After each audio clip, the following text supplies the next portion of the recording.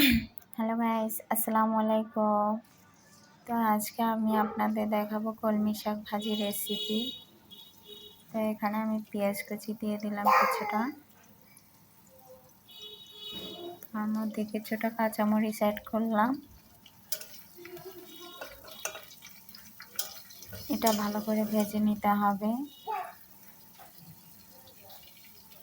লবণ দিয়ে দিলাম।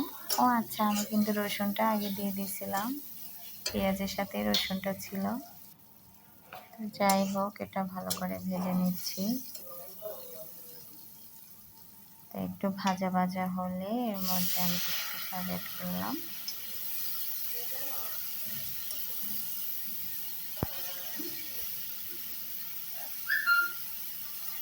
কলমি শাক হতে কিন্তু বেশি একটা সময় লাগে না, আর পানিও লাগে না। আমি এখানে ধোয়ার পরে যে পানিটা শাকের মধ্যে ছিল, ওটাতে আমার শাকটা ভাজি হয়ে যাবে খুব সুন্দরভাবে।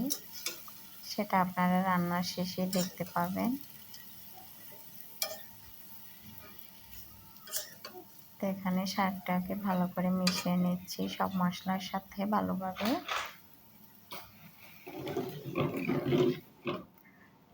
তো একটু ঢাকনাটা দিয়ে দিলাম। তো ঢাকনা উঠে আবার একটু নাড়াচাড়া দিতে হবে, নিচ থেকে লেগে না যায়। তো আমার মতো এভাবে কে কে কলমি শাক ভাজি করে খান আমাকে কমেন্ট করে জানাবেন। আর ভাইয়েরা যদি বিদেশে থেকে থাকেন বা একা থেকে থাকেন, আপনাদের যদি রান্না করতে হয় আমার এটা দেখে রান্না শিখে নিতে পারেন। তো এই তো আমার শাক ভাজি কমপ্লিট। দেখুন কতগুলা শাক একটু হয়ে গেছে। তো আমার রান্নাটা কেমন হলো সবাই কিন্তু জানাবেন।